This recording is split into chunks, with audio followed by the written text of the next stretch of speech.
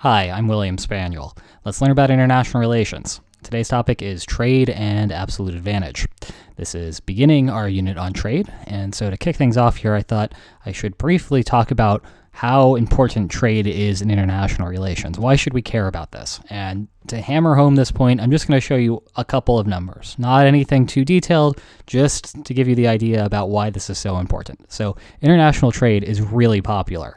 If we look at the value of all the goods traded in 2002 in the entire world, that's not in the millions, it's not in the billions. That's $27.5 trillion in goods in 2010 alone. Just 1 year, $27.5 trillion worth of goods. That's a lot of money. And the United States by itself accounts for a heck of a lot of this.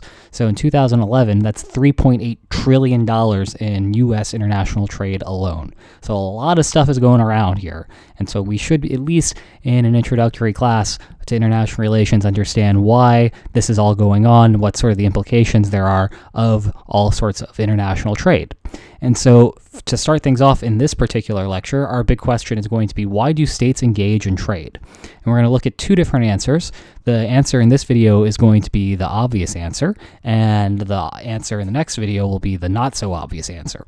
So the obvious answer is absolute advantage. So one reason why states might want to trade is because they're better at producing goods than other states are, and other states are better at producing some goods than they are. So states can make what they're supposed to be good at or what they're better at and trade for what they aren't very good at making.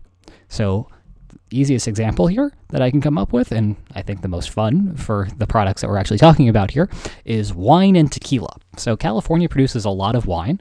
Grapes are really easy to grow in the Napa Valley region, so California winemakers can make very good wine and not actually have to pay too much to do that compared to trying to farm grapes in a climate that's not so conducive to vineyards. And in contrast, Mexico can produce a lot of tequila. Tequila is a derivative of agave, which grows in deserts. And so Mexico has a lot of desert space. And so agave is much easier to grow in the deserts than it is in a fertile region like Napa Valley. So I know a lot of people understand and see, well, those are grapes, and not very many people know what agave is. That's what an agave plant looks like. So the pictures are there just for purely illustrative purposes. So we could say that California has an absolute advantage in making wine, while Mexico has an absolute advantage in making tequila.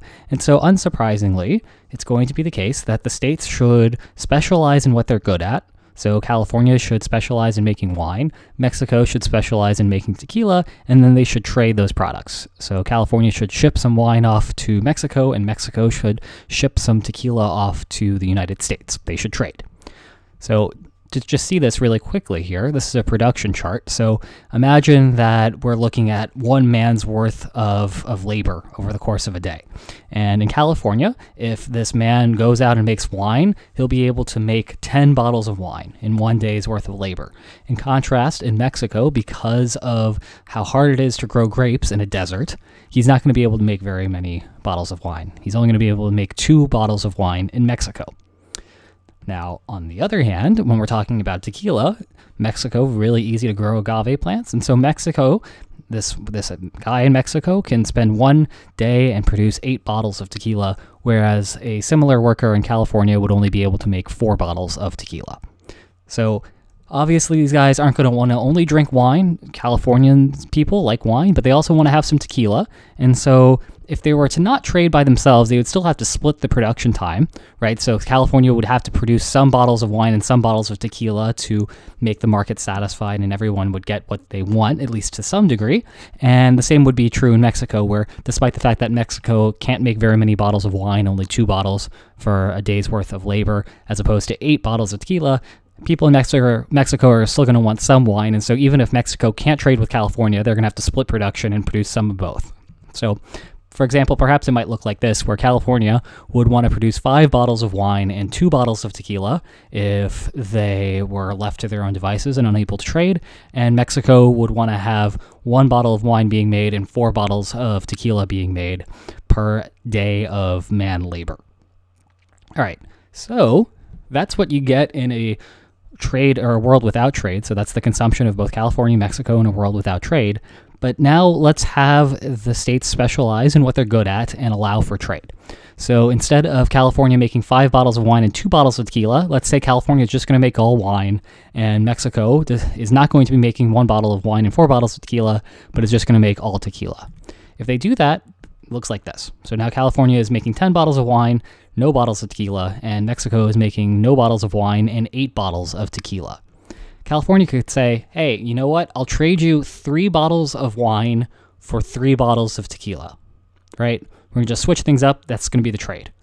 Mexico would be like, all right, that sounds great. We're going to do that. And if that's the case, after that trade is made, then California will be consuming 7 bottles of wine and 3 bottles of tequila. It's not consuming all 10 bottles of wine because it's traded 3 of them to Mexico, but it's gotten 3 bottles of tequila in return. And Mexico, again, is not consuming all 8 bottles of tequila because they traded 3 to California, but in return, Mexico is getting 3 bottles of wine back. And you'll notice here that these consumption values are better than what the states would be able to get on their own. So back in this world without trade, consumption looked like this. And if we compare the 2 values here in the world with trade versus the world without trade, California is now getting 7 bottles of wine, which is more than the 5 it would get if it were working on its own. And it's getting 3 bottles of tequila, which is more than it would be getting if it was just making 2 bottles of tequila on its own. And Mexico is also better off. Mexico is getting 3 bottles of wine, whereas before it was only getting 1. And it's still keeping 5 bottles of tequila, whereas before it was only able to produce 4. And so the states actually both end up better off. They're able to produce more goods and consume more goods in this world of trade. So the conclusion here is that when California has an absolute advantage in making wine and Mexico has an absolute advantage in making tequila, trade is good. We can specialize in what we're good at, and then we can trade the value or trade the products and get diversity in products despite the fact that we're only good at making one thing. So that's absolute advantage. That's a fairly trivial reason why states would want to trade. But the next question is, what about you're living in a world where you're one state and you're better at making everything than another state? You might think to yourself, well, if I'm better at making everything than another guy, why should I bother trading? I could just produce stuff for myself and keep stuff for myself, and I'd always be better off without trading. And that's actually not the case. Trading is still smart in this instance, where one state is better at making everything, and we will see why that's the case in the next video. So I hope you enjoyed this, and until next time, take care. Bye now.